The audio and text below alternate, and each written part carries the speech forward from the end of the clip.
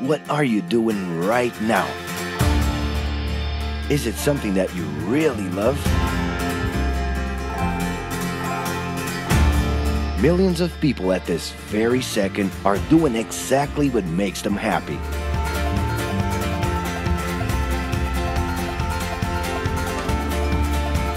But wait a minute. You spend a big part of your life working. And any job has the potential to drive you insane. I think this is a good time for a break. But, of course, there's a bright side.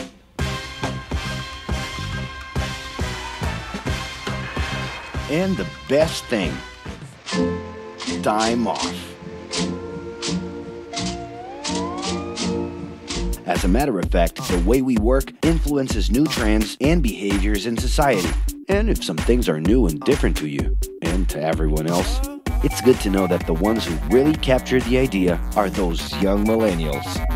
Otherwise known as Generation Y, G, we, globalists. Okay. We know you heard about this. They represent a new workforce in the global market and have high aspirations. Half of them already have or plan to open their own businesses. Because of their digital, liquid, and collective mindset, they are affecting the way we produce and work in the future. Sounds complicated? Actually, keeping things simple was the motto that baby boomers worked by in the 60s and 70s. Rules were a lot clearer back then. The workspace was confined to the office. Responsibilities were individual-based and very specific, and you knew exactly the right time to start and finish your day. At that time, after the World Wars, the institution represented the security that everyone was dreaming about. Because of this, it made total sense to be a company man and respond well to linear and hierarchical structures. But be careful. Once you chose a career, it was a decision that would pretty much last for the rest of your life. Older workers would teach young ones because putting in long years of experience was essential if you wanted to grow within the company.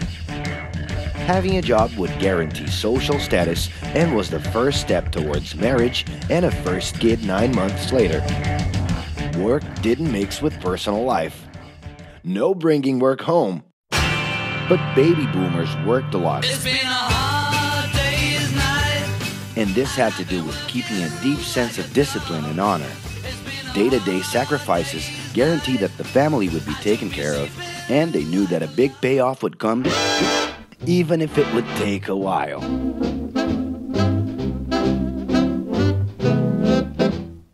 However, Generation X redefined the time relationship between work and reward.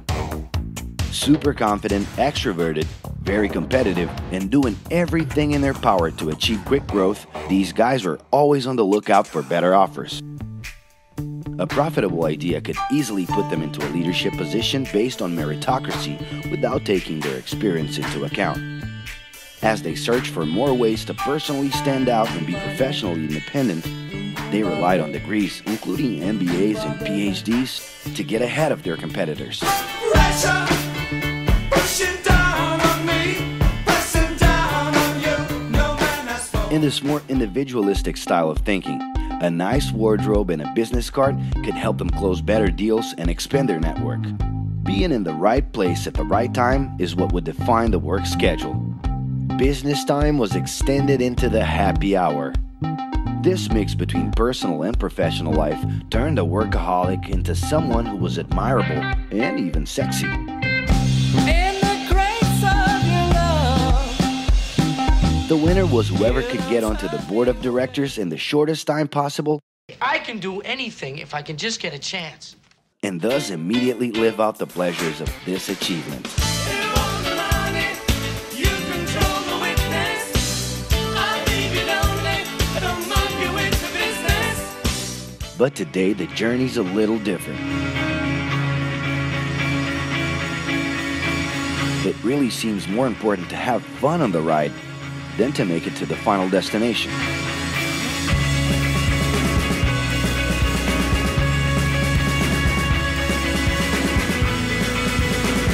Ironically, millennials, those unpredictable kids, are the ones perfectly translating this new vision. In a time when pleasure determines professional accomplishment, they know, like no one else, how to recognize opportunities that link passion with work. It's not right,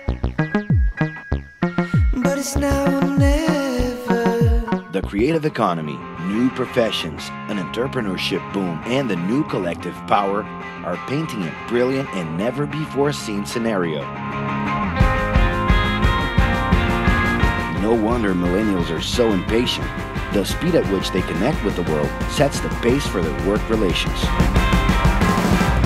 Projects that only will make a difference in the long term just don't stimulate them.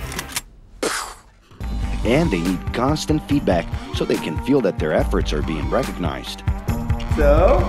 It's great. I love it. The traditional pyramid inside of companies doesn't really fit with these anxious young people.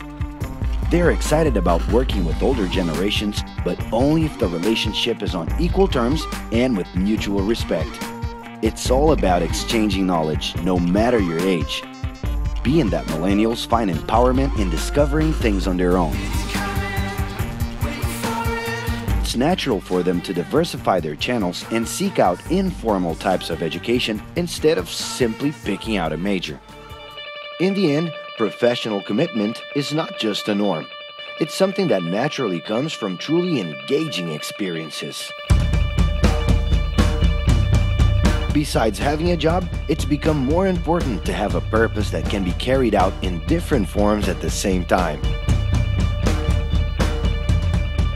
Mobility, shared workspaces, home offices, and the possibility to create your own hours make work always present, anytime and everywhere.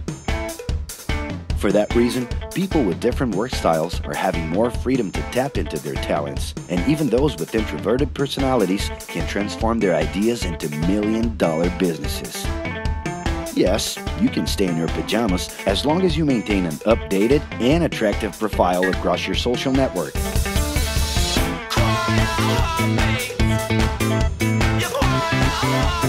As you can see, flexibility is really the way to go. Millennials are fascinated when they get involved in works in progress and feel motivated by learning new skills. They're excited about an open and forever beta world where testing and messing with something unfinished is the only way to create the new. Millennials need more than ever to feel autonomous, and they're exhilarated by the challenge to develop and participate collaboratively.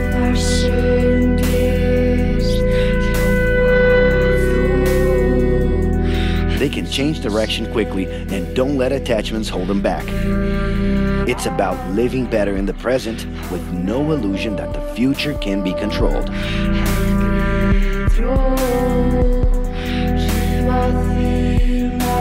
That's because of one simple thing. Whoever adapts more easily can evolve along with the changes. And if you feel overwhelmed by everything so far and are looking for the right answer, well, sorry. We're still going to ask you another question. Are you doing what you love right now? No.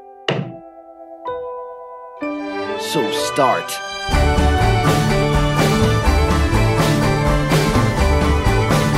The clock is ticking and your life is in a hurry. Discover your life's purpose and make it happen. Loving your work will put you in motion. It's the only way to lead a fulfilling life every day.